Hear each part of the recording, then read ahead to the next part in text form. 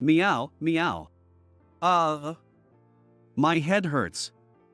Good morning, Fluffy. My head is pounding. I wake up to the sound of my cat Fluffy's meowing. A fluffy ball is rubbing against my face. This is our usual morning routine.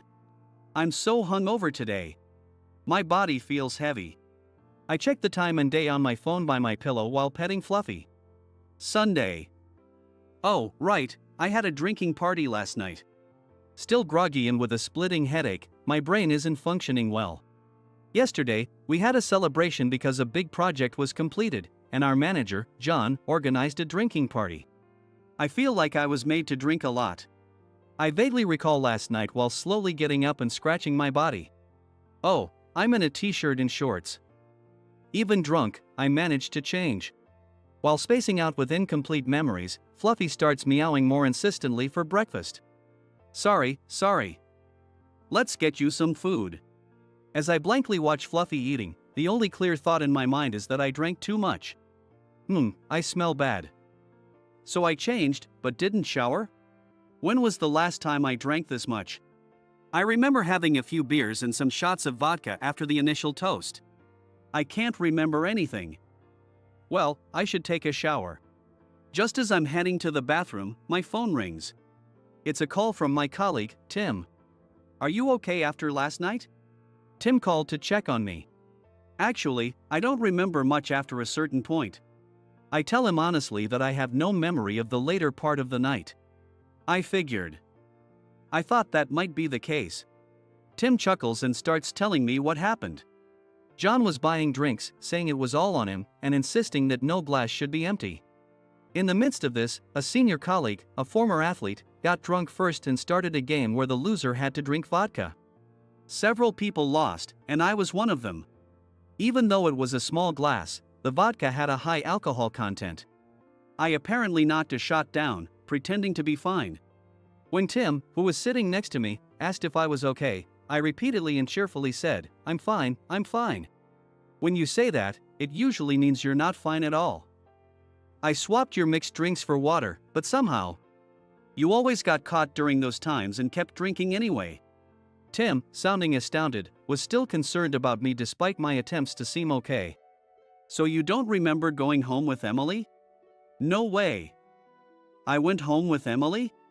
I can't help but exclaim in surprise. My memory is completely blank from the time I took that vodka shot until I woke up this morning. How drunk was I?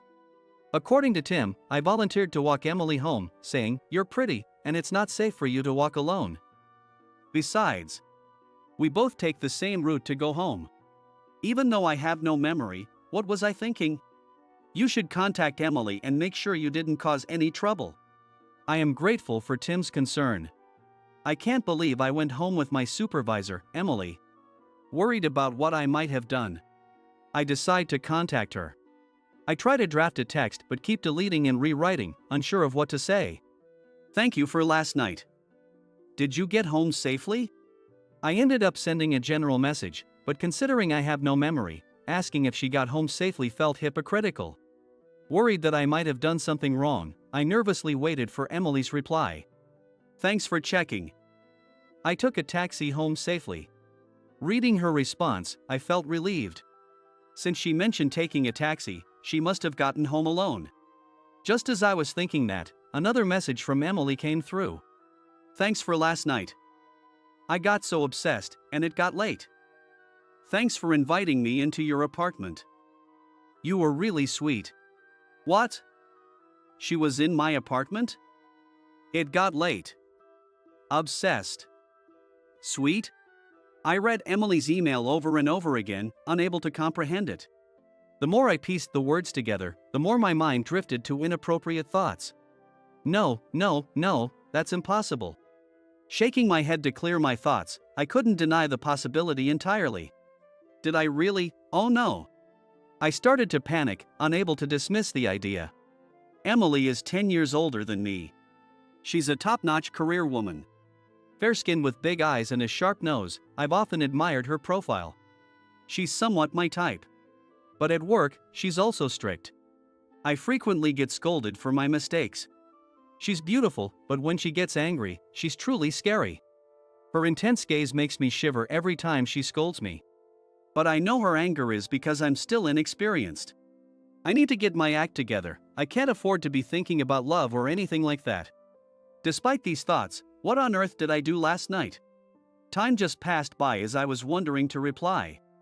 Thanks. Sorry for keeping you up late. Let's do our best at work tomorrow. After much deliberation, I sent a neutral message. Oh man, what a mess. No matter how hard I tried, I couldn't piece together my memory. Fluffy, do you know anything? I asked Fluffy, who had finished breakfast and was sitting next to me, while petting his head. Fluffy just meowed. Normally, I can somewhat understand what Fluffy is saying, but today, I had no clue. Monday. I was nervous about facing Emily, but she acted as usual. I found myself constantly watching Emily. Every time our eyes met, I got startled and quickly looked away. Taking deep breaths while staring at my computer screen, I tried to calm myself, but my hands couldn't function properly. Is the meeting material ready? Startled by her sudden voice from behind, I almost jumped out of my chair. Not yet. What are you spacing out for? Focus, focus. Get it together. Emily's stern look made me sit up straight. Emily is still as intimidating as ever. Maybe she's keeping work and personal life separate, regardless of what might have happened that night. Or maybe it was all a misunderstanding and nothing happened with Emily. Her behavior at work made me relieved, and I realized I had let my imagination run wild. I was too embarrassed to admit my blackout and too afraid to ask Emily, and I couldn't figure out what happened. But as nothing unusual occurred, days passed by, and soon 2 weeks had gone by. During work, I decided to take a coffee break and headed to the break room. Emily was also there making coffee. How are you? Good. The usual greetings. By this time, I had already decided that nothing significant happened that night and was back to my regular routine. I took a sip of my coffee and gazed out the window, lost in thought. Next to me, Emily also took a sip. However, I noticed Emily's reflection in the window, and she was staring at me. I involuntarily stiffened. Worried I had messed up at work again, I cautiously turned to face her. Hey, so? Yes. I straightened up at Emily's words. Always ready to get scolded. When is good for you? When is good for what? Was it for a work meeting or a deadline I forgot? I desperately tried to recall any relevant task, but my mind went blank. However, I noticed a slight smile on Emily's face, transforming her stern expression into a friendly one. You said it's fine anytime. And you will let me know when you're free in the evening. How about tonight? I had no idea what she was talking about. Despite her hint, I couldn't connect it to anything in my memory. Yes, sure. Buying time, those were the words that came out. Then, I suddenly remembered that text. Did something actually happen between me and Emily? As soon as the thought crossed my mind, I felt a surge of electricity from head to toe, my pores all opening at once. Looks like I can leave on time today, so is tonight okay? Emily's words threw my mind into a panic. Yeah, that's fine. Trying to stay calm, my heart felt like it would jump out of my chest. Great, let's grab some dinner and go home. Sure. See you later then. Emily walked away with the biggest smile I'd ever seen on her. What does this mean? Wait, are we at a point where she comes over to my place? What did I do? Work was the last thing on my mind. Ouch. I must have tried to calm myself with coffee. I took a big gulp despite it still being hot, burning my mouth and spilling it on the floor. I couldn't focus on work after that, but somehow, by shaking my head repeatedly, I managed to finish by the end of the day. Alright, let's go. Emily seemed unusually cheerful. My throat went dry, unable to believe what was happening. You're coming to my place, right? Maybe we were heading to a bar. I asked Emily to confirm, wondering if I was mistaken again. Of course. We can't meet anywhere else but your place. Her usual stern expression was gone. I could see that Emily was excited. What is our relationship? For the past 2 weeks, nothing had happened with Emily, and suddenly, something seemed to start again. It's okay to drink at your place, right? Let's grab something from the supermarket. Emily's voice snapped me back to reality. It felt like I had teleported. I found myself on a train, already a station away, trying to grasp what was happening. I had tried countless times to remember that night at the drinking party. Should I tell Emily honestly that I have no memory of it? But now, admitting that would be too embarrassing. And if we were actually dating, it would be incredibly rude to say I don't remember.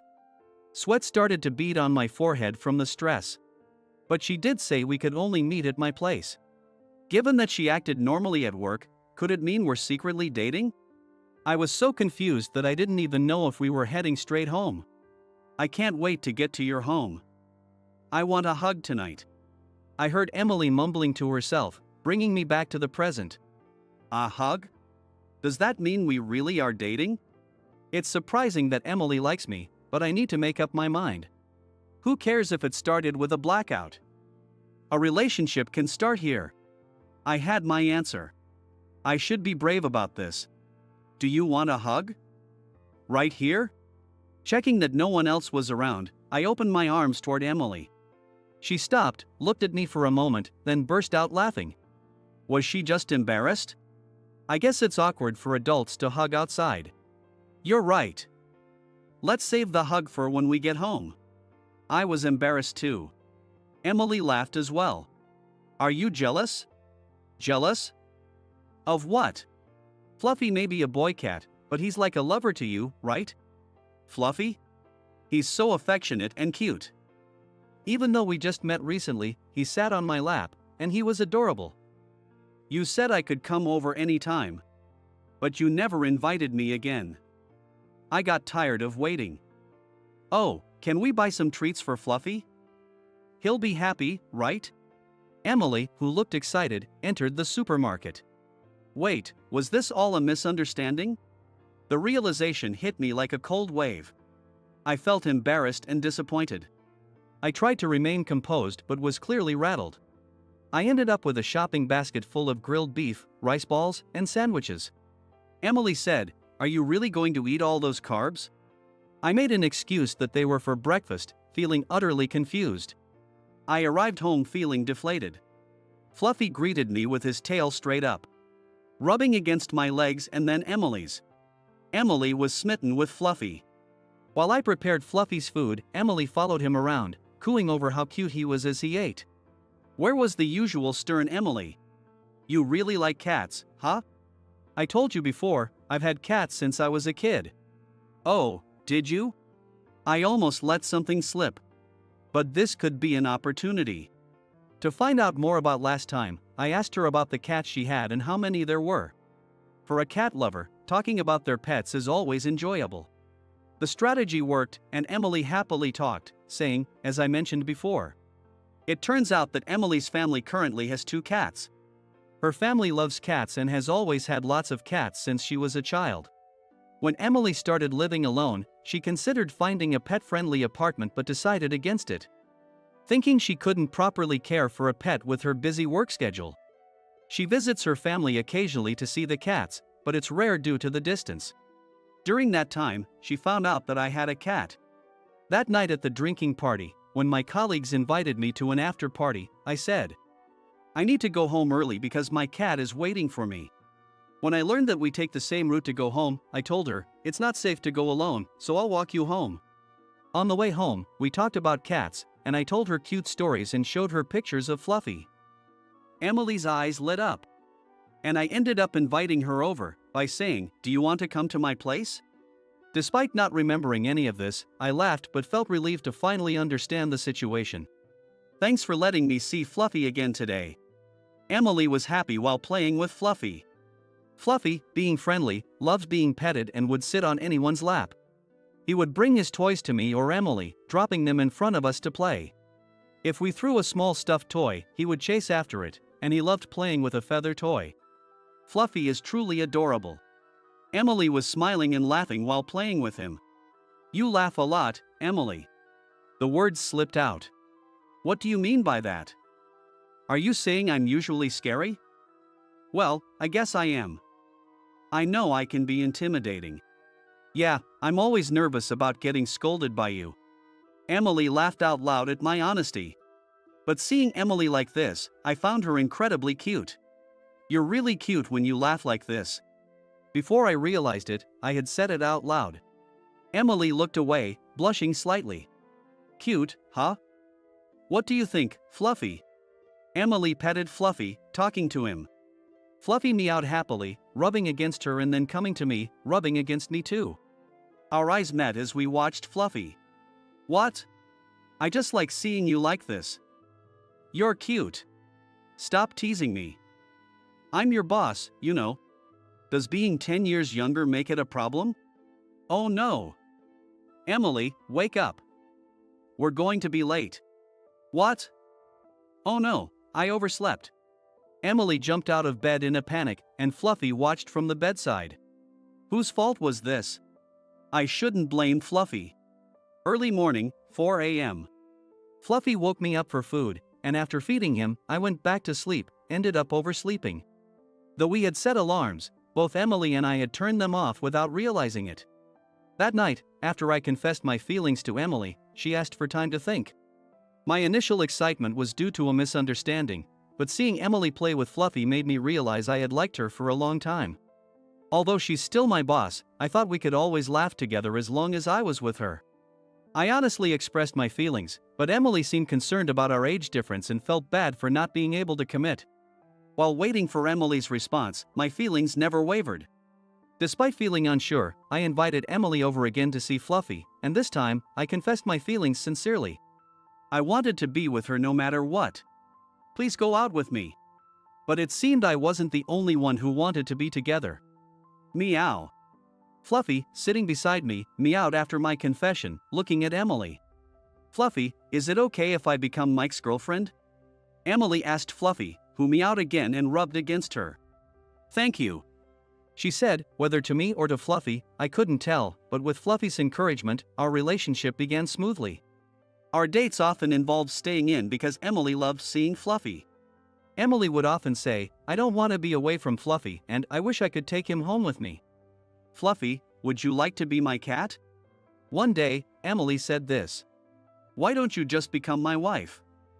Let's get married. Fluffy would also love it, right? I had been planning to propose for a while now, so the words came out naturally. Fluffy looked at Emily and meowed. Fluffy was the first to approve our marriage. Now, Emily and I live together. We decided to register our marriage on a special anniversary. The date of the drinking party. When Emily and Fluffy first met. For me, it was an embarrassing day, but thanks to Fluffy, Emily is now by my side as my significant other. That's why we chose it as our fateful day. By the way, Emily doesn't know about my memory lapse. That's a secret between Fluffy and me, a pact between two guys.